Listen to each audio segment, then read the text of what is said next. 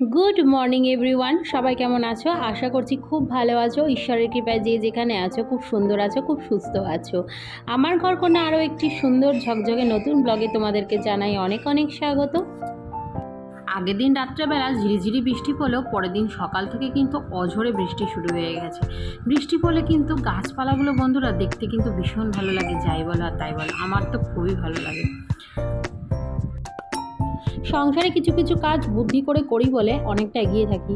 যেমন আগের দিন রাত্রেবেলা ওটস রেডি করে রেখে দিয়েছিলাম দেখে সকালবেলা পরোটা আর দই দিয়ে খেতে পেরেছিলাম। আর সকালবেলা টিফিন আমরা সবাই তাই করেছি। আমার মেয়েও কিন্তু ভালো খায়, ওটসের চিলা বলো বা পরোটা বলো, যেটাই বলো। হাজব্যান্ডও খুব ভালো খায়, সাথে টক দই তো আমার ঘরে সবসময় থাকে, কারণ যেহেতু আমার প্রত্যেক দিন আমার খাবারে আমার টক দই প্রয়োজন হয় ওয়েট লসের জন্য। তার জন্য কিন্তু আমি প্রত্যেক দিন টক দই খাই। আর তাই এই কাজগুলো আমি কিছু কিছু কাজ সংসারে যেগুলো আছে আমি খুব বুদ্ধি করে রাখি বলে আমার পরের দিনটা সকালবেলা যদি কোনো সময় ঘুমতে করতে দেরি হয়ে যায়, তবুও কিন্তু আমি কাজে অনেকটা এগিয়ে থাকতে পারি। সংসারে সমস্ত কাজ করার পর বাচ্চা যদি অসুস্থ থাকে তাহলে কিন্তু মায়েদের অনেক আরও কঠিন পরীক্ষা দিতে হয়, এটা আমার মনে হয়। কেন জানো তো, ছোটোবেলায় যখন আমার কানে ব্যথা হতো তখন আমার মাও কিন্তু সারাদিন কাজ করার পরে মাকে দেখেছি আমার মাথার পাশে বসে থাকতো। আর এখন আমি সেটা করছি আমার মেয়ের জন্য। মেয়ের আগের দিন রাতের থেকে প্রচণ্ড কানে ব্যথা, হঠাৎ করে মেয়ে স্কুল করে আসলো, তারপর থেকেই মেয়ে আমাকে বলছে, মা আমার কানটা না ব্যথা করছে। যাই হোক, তখন অতটা গুরুত্ব আমি না দিলেও তবুও দুপুরবেলা বলেছিলাম একটা ওষুধ খেয়ে নে, কিন্তু মেয়ে কোনো কারণে ওষুধ খায়নি। আর ওকে আমরাও ঠিকমতো হয়তো খাওয়াতে পারিনি, সেটা আমাদেরও গাফিলতি। তোমরা হয়তো বলতে পারো যে, তোমরা বলতে পারো মেয়ে খায়নি কথাটার কোনো মানে হয় না, তোমরা জোর করে কেন খাওয়াওনি। এবার দেখো, হট করে তো আর কী থেকে কী ব্যথা হচ্ছে না হচ্ছে, হট করে তো কোন ওষুধ খাওয়াবো, তারপরে সাইড এফেক্ট হয়ে যাবে, একটা প্রবলেম না। তবে ধীরে ধীরে বিকেল থেকে বুঝতে পারলাম ওর নিশ্চয়ই কানে হয়তো জল ঢুকেছে, তার জন্য ব্যথা করছে।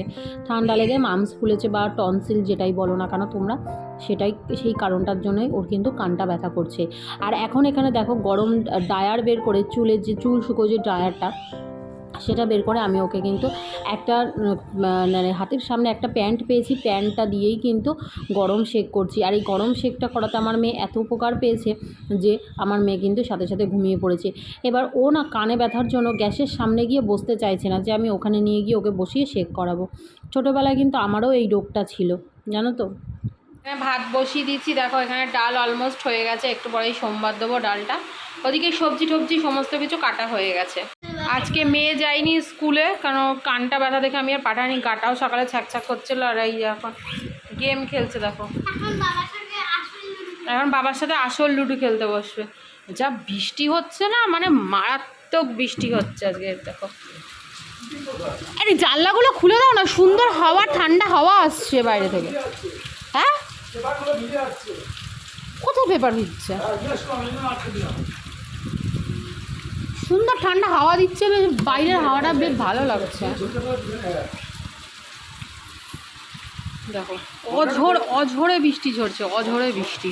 মানে এই আষাঢ় মাস আর শ্রাবণ মাস মিলিয়ে আমাদের এখানে এইটা হচ্ছে হায়েস্ট বৃষ্টি, যেটাতে মানে মানে এর আগের কয়েকদিন আগে বৃষ্টি হলো এরকম জোরে বৃষ্টি, কিন্তু আমাদের বাড়ির সামনে জল জমেনি। বাট আজকে মানে এত জোর হচ্ছে যে আজকে আমাদের বাড়ির সামনে পর্যন্ত জল, রাস্তায় জল।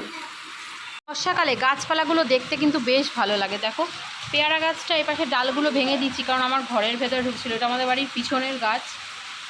পেয়ারা গাছটা খুব ভালো পেয়ারা হয়, কিন্তু পোকার জন্য আমরা খেতে পাই না। ছোট ছোট হয়, মানে পেয়ারা হয়, তাতে কী হয়, পোকা ধরে যায়।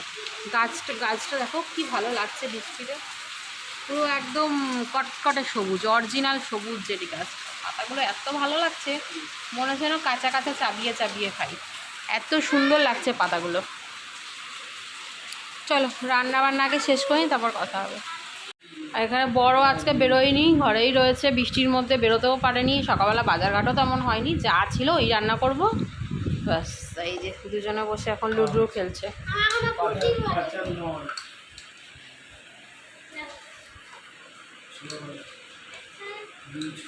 বাবা বইগুলো কিন্তু তোলোনি তুমি পড়ে সকালবেলা। সকালে স্যার আসবে না, স্যার আসবে বিকেলে পড়াতে, তো ও এখনও বই খাতাগুলো তোলেনি, সেটাই বলছে। এই মাম মাম এই মাম, তুই বই খাতা তুলিস নি? না তুমি তোলো। কানে ব্যথা, খেলতে পারছো, বই তোলো। নকশামি।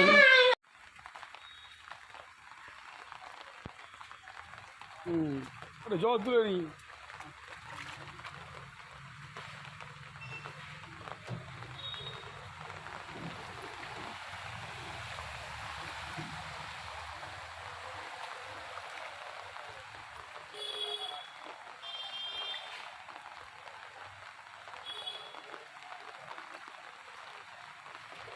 হ্যাঁ, দোকানে জল উঠছে।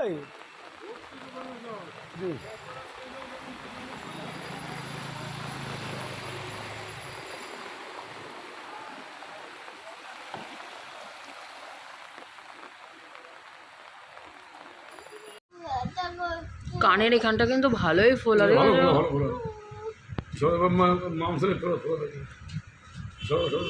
ভালো বুঝছে কানটা।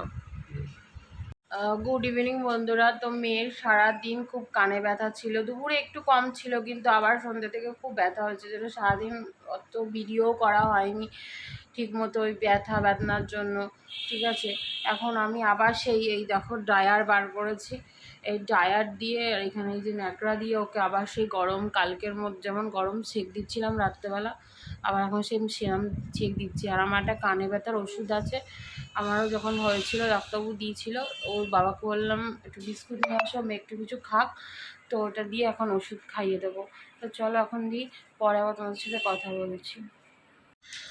রাতে আছে আমাদের মেনুতে দেখো ফ্রাইড রাইস, চিলি চিকেন, দেখো চিকেন মাঞ্চুরিয়ান এটা অর্ডার করেছি, যে আমাদের সোদপুর দাদা বৌদি থেকে অর্ডার করেছি এই যে মাঞ্চুরিয়ানটা। আর সোদপুর দাদা বৌদির বলছি, আমাদের সোদপুর দাদা বৌদি কিন্তু সমস্ত কিছুই মোটামুটি ভালো, খারাপ না। তো যাই হোক, তোমরাও এসে টেস্ট করে দেখতে পারো। আর এখন আমরা কিন্তু খাবো এটা। আর হচ্ছে তোমার কি বলবো, মেয়ের যেহেতু শরীরটা ভালো ছিল না, ভেবেছিলাম একটু রাতে রুটি করব, তারপর ভালো আর রুটি করবো, আরও ভালো লাগছে না, তারপরে মেয়েও খ্যান খ্যান করছে, ওই জন্য রাত্রেবেলা তাড়াতাড়ি করে ডিনার সেরে নিচ্ছি। তো চলো টাটা, আজকে ভিডিও কেমন লাগলো জানিও। আর একটু বসা বসা বলে আমাদের এগুলো খুব খেতে ইচ্ছা করে, তাই। তো চলো টাটা, গুড নাইট।